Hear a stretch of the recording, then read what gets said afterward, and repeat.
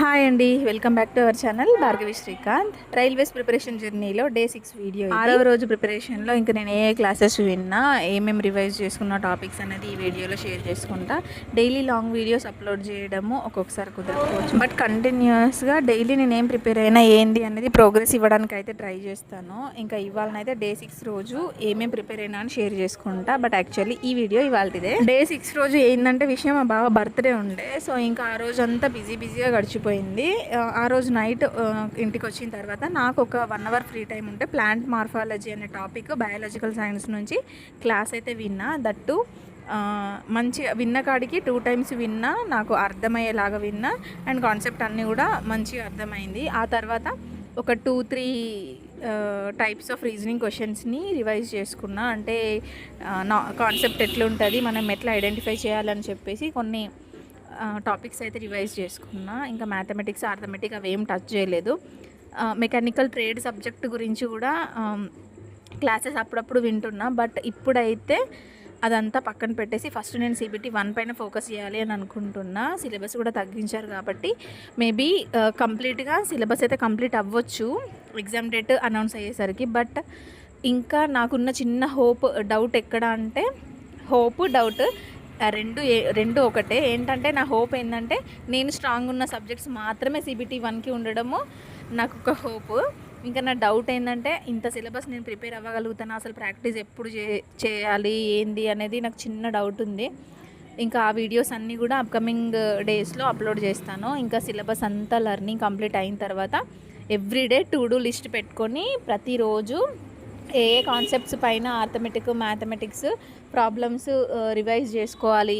And అట్లనే biological science, physical science, chemistry అదంతా కూడా ఒకసారి మళ్ళీ రివిజన్ ఏ టాపిక్స్ పైన చేసుకుంటే బాగుంటుంది అని చెప్పేసి మళ్ళీ ఒక 1 మంత్లో రివిజన్ అయితే కంప్లీట్ చేసేద్దాం అనుకుంటున్నా. ఇంకా ఈ క్లాసెస్ కూడా ఆల్మోస్ట్ ఒక 10 డేస్లో కంప్లీట్ చేయాలి అని అనుకుంటున్నా. ఇంకా ఇప్పటి నుంచి అయితే రెగ్యులర్గా నా స్టడీ ప్రోగ్రెస్ అయితే మీతో ఎప్పటికీ షేర్ చేసుకుంటూనే ఉంటాను. నార్మల్గా అయితే ప్లాంట్ మార్ఫాలజీ కరెక్ట్గా వింటే ఒక 1/2 hour or 20 minutes class. But తెలుసుకోవాలంటే ఎంతో ఉంది దాంట్లో. అంటే వాళ్ళు చెప్పే, అంటే నేను ఫాలో అయ్యే సార్ వాళ్ళు చెప్పే టాపిక్ డెప్త్ ఎక్కువగా ఉండటం వల్ల మాకు ఎక్కువ టైం పడుతుంది. అండ్ అట్లనే నాలెడ్జ్ కూడా ఎక్కువ గెయిన్ చేసుకోవచ్చు. ఈ ఒక్క ఎగ్జామ్ అనే కాదు, ఇప్పుడు RRBలో technician grade 1 and grade 3 jobs కూడా పడుతున్నాయి కదా, వాటికి కూడా సేమ్ సిలబస్ మనకి యూజ్ అవుతుంది. ఇన్ కేస్ ఎవరైనా రైల్వేస్కి ప్రిపేర్ అయితే రైల్వేస్లో పడే ప్రతి ఎగ్జామ్కి అప్లై చేసుకోండి. ఇది కాకపోతే ఇంకొకటి, బట్ రైల్వేస్లో మనం సెటిల్ అవ్వాలనేది మన గోల్ అయితే మాత్రం మనము అన్నిటికీ అప్లై చేసుకుంటే బెటరు. ఎందుకంటే డెస్టినీ ఎట్లుందో మనకు తెలీదు. దేవుడు మనకు ఎక్కడ ఫ్యూచర్ రాసి పెట్టుంటే అక్కడ మనం సెటిల్ అవుతాం కదా. సో రైల్వేస్లో వచ్చే ప్రతి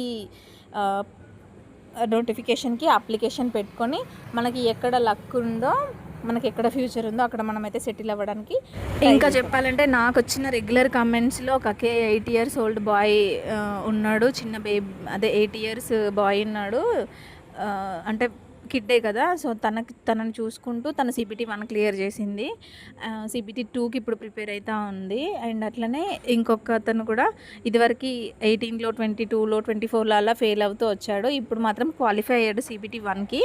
CBT 1 క్వాలిఫై అయ్యాడు. CBT 2కి ఇప్పుడు ఎగ్జామ్కి ప్రిపేర్ అవుతూ ఉన్నాడు. పాపం తనకి ట్రేడ్ సబ్జెక్ట్ అంత స్ట్రాంగ్గా లేదంట. సో ఇంకా తనకి కూడా ఆల్ ద బెస్ట్. అండ్ అట్లనే అలాంటి సిచ్యువేషన్స్ అన్నిటినీ ఓవర్కమ్ చేసుకుంటూ ప్రతి ఎగ్జామ్కి నెక్స్ట్ స్టేజ్కి క్వాలిఫై అవుతూ ఉన్న ప్రతి ఒక్కరికి కంగ్రాచులేషన్స్ అండి. And all the best for your ప్రతి ఒక్కరు వాళ్ళ సిచ్యువేషన్ని నాకు కమెంట్స్ చేస్తూ చెప్తూ ఉంటే నిజంగా నాకైతే చాలా హ్యాపీగా అనిపిస్తూ ఉన్నది. ఎందుకు అంటే సేమ్ సిచ్యువేషన్ని ఎంతమంది ఫేస్ చేసి ఉంటారో, బట్ ఆ సిచ్యువేషన్స్ని ఓవర్కమ్ చేసుకొని స్ట్రాంగ్గా ఉన్నప్పుడే మనము మంచి కెరీర్ని బిల్డ్ చేసుకోగలుగుతాము. ఇప్పుడైతే నాకు కూడా 2 కిడ్స్ ఉన్నారు, చిన్న పిల్లలు. సో నేను కూడా ఇంటిని, పిల్లల్ని చూసుకుంటూ ప్రిపేర్ అవ్వాల్సి ఉంటుంది. అదొక్కటే కాదు, ఇంకా చాలా డిస్ట్రాక్షన్స్ ఉంటాయి ఫ్యామిలీ ఉన్నప్పుడు. ఏదైనా సరే మనం లైఫ్లో సెటిల్ అవ్వాలి అంటే మ్యారేజ్కి ముందే సెటిల్ అవ్వాలి, మ్యారేజ్ అయిన తర్వాత సెటిల్ అవ్వాలి అనుకుంటే కిడ్స్ లేకముందు అయితే ఇంకా బెటర్గా, అంటే మనం ఎక్కువగా 100% మన టైంని ఇవ్వగలుగుతాం అనేది నా ఫీలింగ్. ఎనీవే ఇప్పటివరకు అయితే ఇంత దూరం అయితే వచ్చారు కదా, అందరికీ ఆల్ ద బెస్ట్ అండి. ఎవరైతే CBT 2 ఎగ్జామ్కి ప్రిపేర్ అవుతా ఉన్నారో వాళ్ళందరూ CBT2 క్లియర్ చేసి CBATకి షార్ట్ లిస్ట్ అవ్వాలని నేను మనస్ఫూర్తిగా కోరుకుంటున్నాను. ఎందుకంటే మీరు షార్ట్ లిస్ట్ అయిందనుకోండి, ఇప్పుడున్న నేను ప్రిపేర్ అవుతున్న నోటిఫికేషన్కి నాకు కాంపిటీషన్ తగ్గుతుందని ఒక చిన్న హోప్. ఏమో ఈ జర్నీ ఎన్ని రోజులు ఉంటుందో, ఇంకా నేను ఎప్పుడు సక్సెస్ అవుతున్నా కూడా నాకైతే తెలియదు. బట్ సక్సెస్ అవ్వాలి అనేది మాత్రం నా డ్రీమ్. ఏమవుతుందో చూడాలి. ఇంకా ఫోన్ కూడా పక్కన పెడదాం అనుకుంటున్నా. ఎందుకంటే ఫోన్ ఉండడం వల్ల ఎన్ని డిస్ట్రాక్షన్స్, వాట్సాప్ అని, మెయిల్ అని అన్నీ అస్సలు అవ్వట్లేదు. ఇంకా ఫోన్ వాడడం మానేద్దాం అనుకుంటే ఇంట్లో చిన్నపిల్లలు ఉన్నారు అండ్ మా బావ ఇంట్లో ఉండడు కాబట్టి ఖచ్చితంగా యూజ్ చేయాల్సిందే. మ్యాక్సిమం తగ్గియాలనే చూస్తున్నా. ఇంకా మీ దగ్గర ఏమైనా సజెషన్స్ ఉంటే కూడా చెప్పండి.